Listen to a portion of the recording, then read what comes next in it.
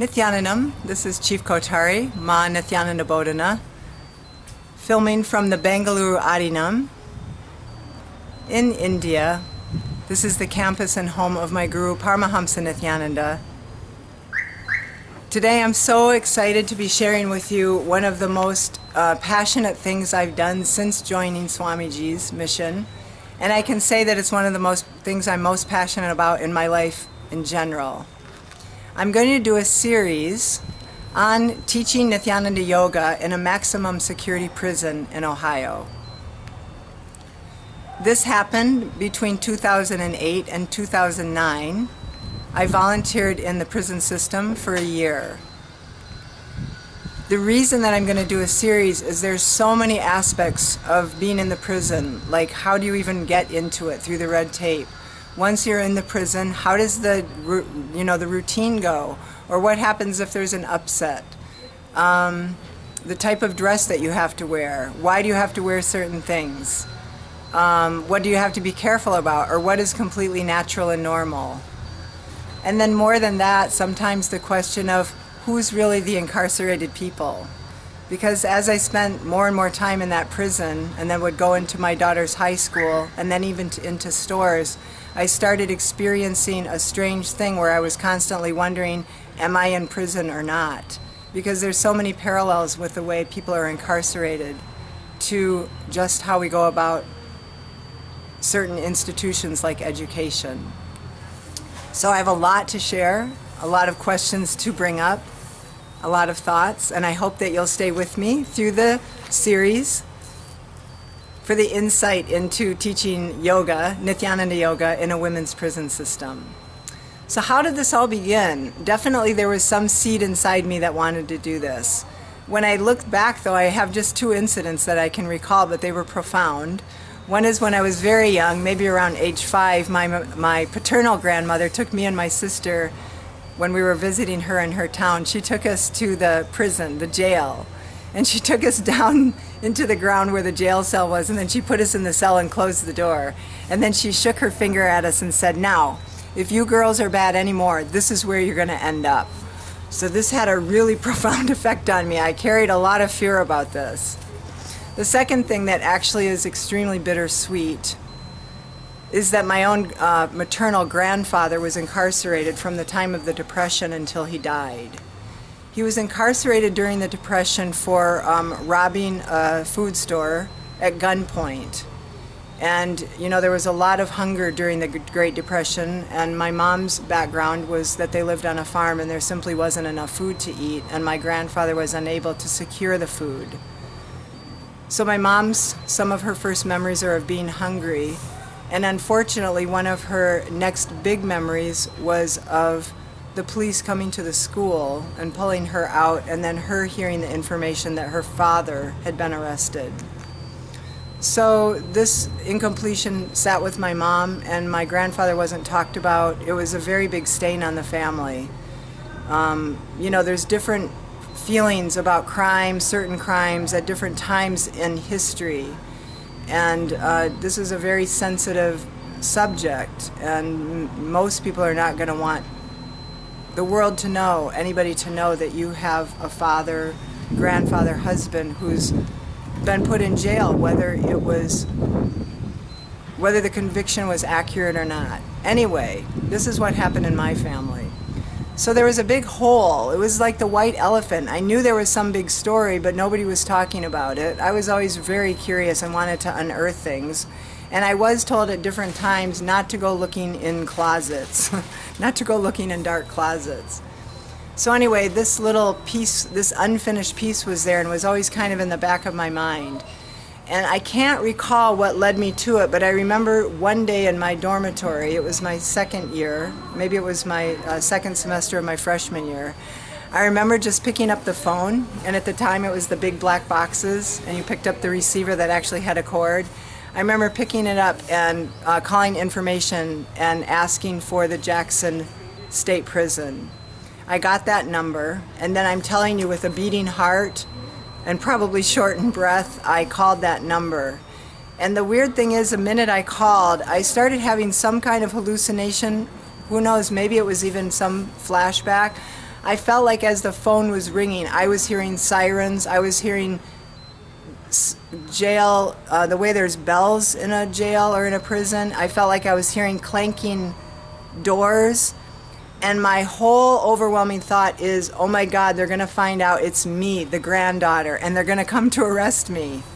All this was going on as the phone was ringing. The fortunate thing is that the sweetest woman in the world picked the phone up and said, hello. She had a southern accent. Hello. It was so hard for me to say anything, but finally I had the courage to say hello. And she said, can I ask your name? And I think I couldn't tell her my name. I was too afraid of this possibility that if they found out who I was, they'd come and get me. So I just blurted out, I said, I'm looking for my grandpa. He was incarcerated.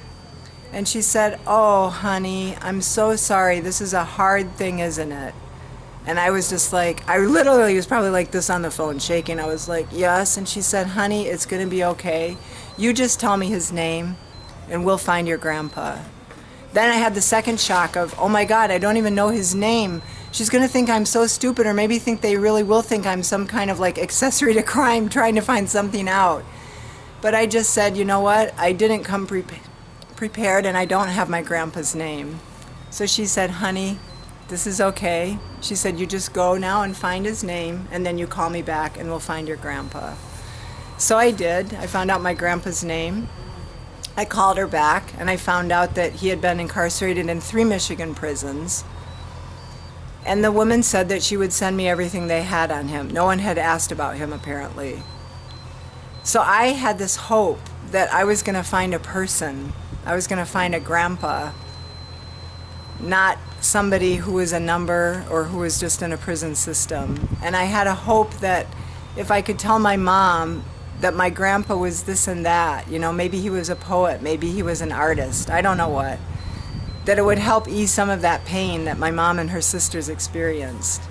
But unfortunately, nothing came back like that from the prison. There was no real personal anecdotes about him, nothing about any friends, nothing really. So it was a disappointment, but I did go ahead and filed the papers, and after a while I told my mom I had done this.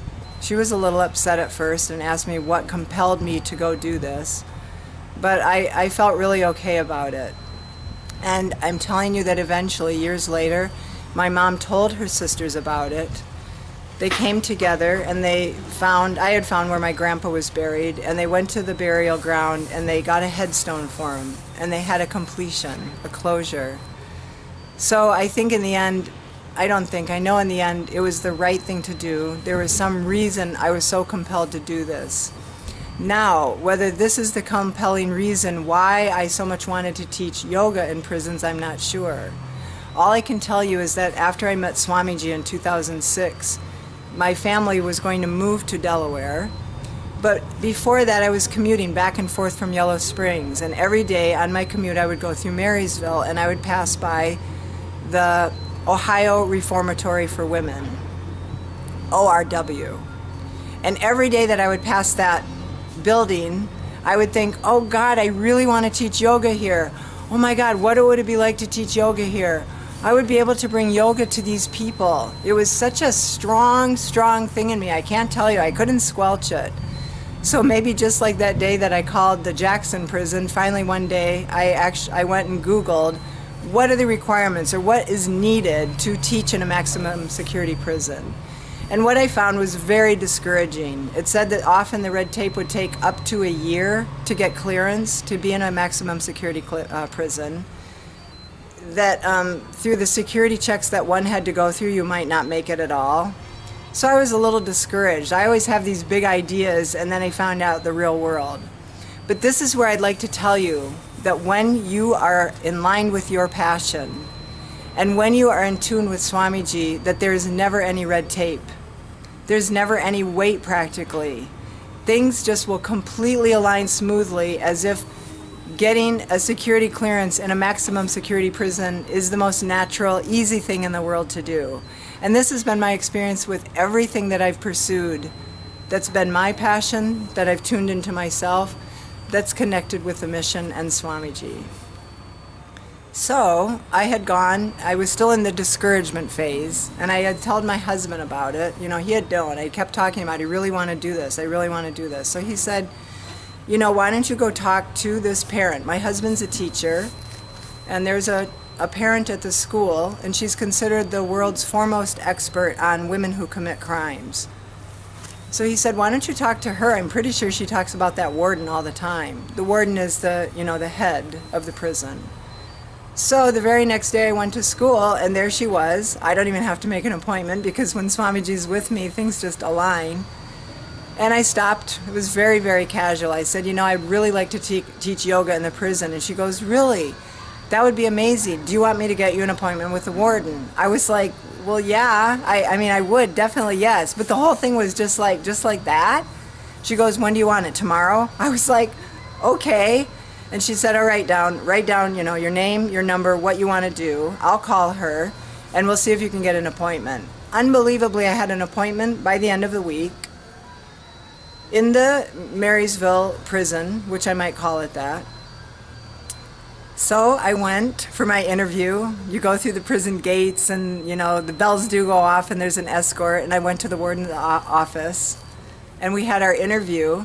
And the second surprise was how completely casual it was, and how she was completely open to it. She was like, okay, tell me your idea. I said, well, I teach Nithya Yoga. At that time we called it Nithya Yoga. Now it's Nithyananda Yoga. And I've taught yoga for years, and I'd really like to bring it to the prison population. So then she asked about what kind of benefits I expected, what were the resources I needed, how much time did I want with them per week. All of this we laid out together. When we got done with it, she said, okay, there's different units, so I have to decide which unit to put this in, because the units are funded individually. So there's going to be a certain amount of, you know, resources that have to go into this. So she would want to choose a unit that would be able to afford it and sustain it. So she decided on the unit, and then took me and introduced me to the person that would be my direct supervisor. All of this just happened so easily, just amazing. By the end of the day, the outline, the structure of how it was going to work was completely laid out. Next would be the security clearances, but basically it was set.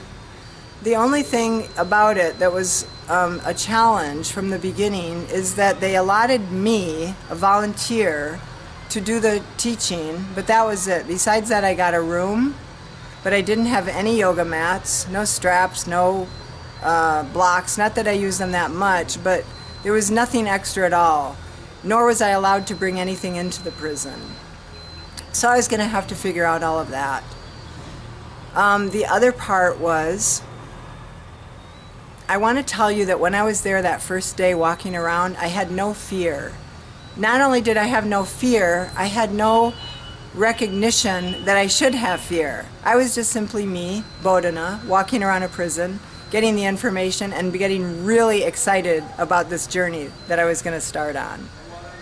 The reason I'm telling you this is that when I finally met my group, the people I was going to be teaching, one of their first questions was, aren't you scared? Aren't you scared of us? Aren't you scared to be here? Why would you do this? Everybody's scared. And I remember the shock that I had in that first session with them, because it was like I looked at myself and I thought about that first day. I said, I'm not scared. Why would I be scared? And they said, why would you not be scared? So this was an interesting thing also, just examining that whole issue of, there are definitely things in life I'm afraid of, but I didn't have any fear about this at all. So I think the security clearance took maybe a couple of weeks before I was ready to start, and that entails fingerprinting, different levels of security checks, you know, how deeply they go into your background and history. So I got a light security clearance, which meant that I had to have an escort from before I walked through the prison gates, throughout the whole session that I taught, going to the bathroom, if I needed a snack, no matter what, I had to have somebody with me, an escort. Now maybe at the beginning this maybe added some security. I didn't feel like I needed it, but also I didn't know my way around, so it was beneficial in that state. But I saw very quickly that the person that was my escort really didn't want it, nor did the unit want to lose a person to a yoga program, which from their side, from the staff side, they didn't understand the necessity or why the prison would be putting any money at all into having a yoga program. So the escort business got to be a little bit unwieldy, and I'll go into that later. I was finally able to get out of it by going into a higher security clearance. But initially this is how it happened, is I had an escort, and they would take me to my class, and they would stay throughout the class, then they would lead me wherever I needed to go, and they would finally take me to the gate and make sure that I left completely. Sorry, just a minute. There's a little wind blowing here. So, I finally we got the whole thing laid out. I created a schedule. I outlined what I thought the benefits would be.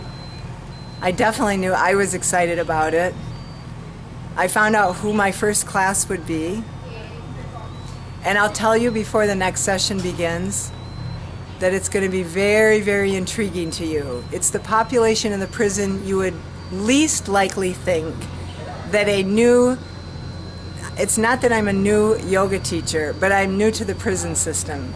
So it might seem like the least likely population that you would give a new yoga teacher to.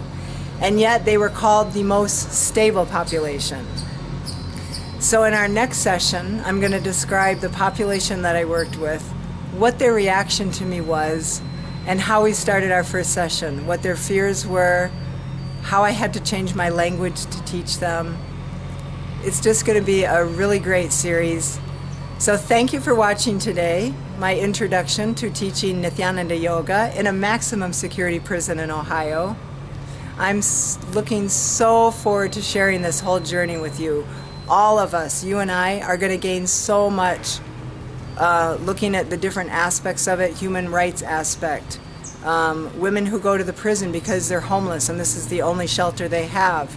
Who is the major population in the Ohio prisons right now? You'll be surprised. So I'm going to share all of this with you, anecdotal evidence about how the women gained, what they gained in this year-long journey, and what I gained.